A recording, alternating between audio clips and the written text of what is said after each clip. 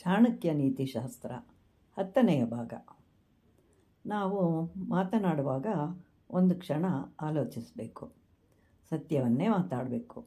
ಎದುರಿನವರಿಗೆ ಆ ಮಾತು ಪ್ರಿಯವಾಗಿರಬೇಕು. ಹಾಗೂ ನಾವು ಮಾತನಾಡುವ ಮಾತು ಅತ್ಯವಶ್ಯಕವಾದರೆ ಮಾತ್ರ ಮಾತನಾಡಬೇಕು.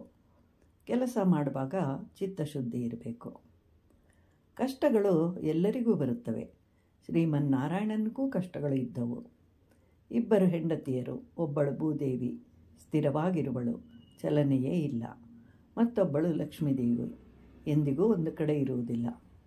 ಮಕ್ಕಳ ಬಳಿಯಲ್ಲಾದರೂ ಮಾತನಾಡೋಣ ಅಂತಂದರೆ ಒಬ್ಬರು ಬ್ರಹ್ಮದೇವರು, ಯಾವಾಗಲೂ ಪುರಿಸುತ್ತಿಲ್ಲದೆ ಸೃಷ್ಟಿಯನ್ನು ಮಾಡಬೇಕು. ಮತ್ತೊಬ್ಬರು ಮನ್ಮಥನು, ಅವನೂ ಸಿಗುವುದಿಲ್ಲ.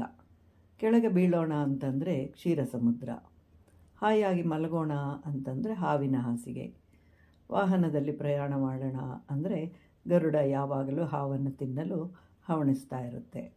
ಅದರಿಂದ ಚಾಣಕ್ಯರು ಹೇಳ್ತಾರೆ, ಚಂದನದ ಮರವನ್ನು ಕತ್ತರಿಸಿ ತುಂಡು ಮಾಡಿದಾಗಲೂ ಅದು ತನ್ನ ಸುಗಂಧವನ್ನು ಬಿಡೋದಿಲ್ಲ. ಎಷ್ಟೇ ವಯಸ್ಸಾದರೂ ಆನೆಯು ಹೆಣ್ಣಾನೆಯನ್ನು ಕಂಡಾಗ ಮದಜಲವನ್ನು ಸೂಸುವಂತೆ, ಕಬ್ಬಿಣ ಜಲ್ಲೆಯನ್ನು ಎಷ್ಟು ಹಿಂಡಿದಾಗಲೂ ಸಿಹಿಯಾದ ರುಚಿಯನ್ನು ಕಳೆದುಕೊಳ್ಳಲಿಲ್ಲ. ಹೀಗಿರುವಾಗ ಓ ಮಾನವ, ಹಣವನ್ನು ಕಳ್ಕೊಂಡು ಬಡತನ ಬಂದರೆ ಯಾಕೆ ಹೆದರ್ತೀಯ? ಚಿಂತಿಸಬೇಡ, ಧೈರ್ಯದಿಂದ ಇರು ಅಂತ ಹೇಳಿದ್ದಾರೆ ಚಾಣಕ್ಯರು. ಗುಣವುಳ್ಳ ಶೀಲವಂತನು ಯಾವುದೇ ಕಾರಣಕ್ಕೆ ತನ್ನ ಶೀಲವನ್ನು ಕಳ್ಕೊಳ್ಳೋದಿಲ್ಲ. ಲೋಕದಲ್ಲಿ ಯಾರೂ ಉನ್ನತವಾದ ಪದವಿಯಲ್ಲಿರುವವರನ್ನು ಗೌರವಿಸುವುದಿಲ್ಲ. ಆತನ ಗುಣಗಳಿಂದಲೇ ಗೌರವಿಸಲ್ಪಡ್ತಾನೆ. ಹೇಗೆ ಅಂತಂದರೆ, ಉನ್ನತವಾದ ಶಿಖರದ ಮೇಲೆ ಕುಳಿತರೂ ಅದನ್ನು ಯಾರೂ ಗೌರವಿಸುವುದಿಲ್ಲ. ಅದು ಗರುಡನಾಗುವುದಿಲ್ಲ.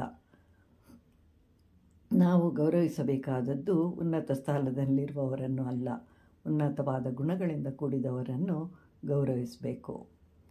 ಎಲ್ಲ ಕಡೆಯಲ್ಲಿ ಇರುವ ಭಗವಂತನನ್ನು ಕಾಣುವುದು ಹೇಗೆ ಅಂತ ತಿಳಿಸಿದ್ದಾರೆ ಚಾಣಕ್ಯರು.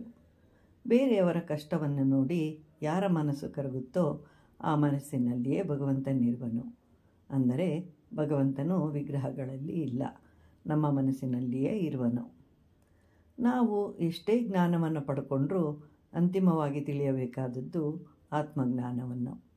4 ವೇದಗಳು, ಧರ್ಮಶಾಸ್ತ್ರಗಳನ್ನು ಓದಿದರೂ, 18 ಪುರಾಣಗಳನ್ನು ತಿಳ್ಕೊಂಡ್ರೂ ಅಂತಿಮವಾಗಿ ತಿಳ್ಕೊಳ್ಬೇಕಾಗಿರೋದು ನೀನು ಯಾರು ಅಂತ. ದೇವರು ಎಲ್ಲೆಲ್ಲಿರ್ತಾನೆ ಅಂತಂದರೆ ಹೂವಿನಲ್ಲಿರುವಂತಹ ಸುಗಂಧವು ಎಲ್ಲೆಡೆ ಪಸರಿಸುತ್ತೆ. ಹತ್ತಿರವಾಗುತ್ತಿದ್ದಂತೆ ಅದರ ಸುವಾಸನೆಯನ್ನು ಗ್ರಹಿಸ್ತೇವೆ. ಆದರೆ ಅದು ಎಲ್ಲಿದೆ ಅಂತ ತಿಳಿಯಲಿಕ್ಕೆ ಸಾಧ್ಯ ಇಲ್ಲ. ಎಳ್ಳಿನಲ್ಲಿ ಎಣ್ಣೆ ಇದೆ, ಆದರೆ ಅದು ಎಲ್ಲಿದೆ, ಎಷ್ಟಿದೆ ಅಂತ ಕಾಣೋದಿಲ್ಲ.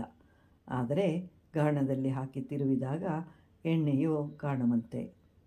ಕಟ್ಟಿಗೆಯಲ್ಲಿ ಬೆಂಕಿ ಇದೆ, ಅದು ಕಾಣುವುದಿಲ್ಲ. ಹಾಲಿನಲ್ಲಿ ತುಪ್ಪ ಇದೆ, ಆದರೆ ಕಾಣುವುದಿಲ್ಲ. ಕಬ್ಬಿನ ಜಲ್ಲೆಯಲ್ಲಿ ಬೆಲ್ಲವಿರುವಂತೆ ಎಲ್ಲದರಲ್ಲಿಯೂ ಭಗವಂತನಿರುವನು. ಹೃದಯದಲ್ಲಿ ಬೆಳಗುವ ಬೆಳಕು ಬೇರೆ ಎಲ್ಲಿಯೂ ಇಲ್ಲ. ಸೂರ್ಯನಲ್ಲಿರುವಂತಹ ಬೆಳಕು, ನಿನ್ನ ಹೃದಯದಲ್ಲಿರುವ ಬೆಳಕು ಎರಡೂ ಒಂದೇ ಆಗಿದೆ. ಆದರೆ ನಮಗೇಕೆ ಕಾಣ್ತಿಲ್ಲ ಅಂತಂದರೆ ರಾಗದ್ವೇಷಗಳನ್ನು ಬಿಡಬೇಕು ಅಂತ ಹೇಳಿದ್ದಾರೆ ಚಾಣಕ್ಯರು.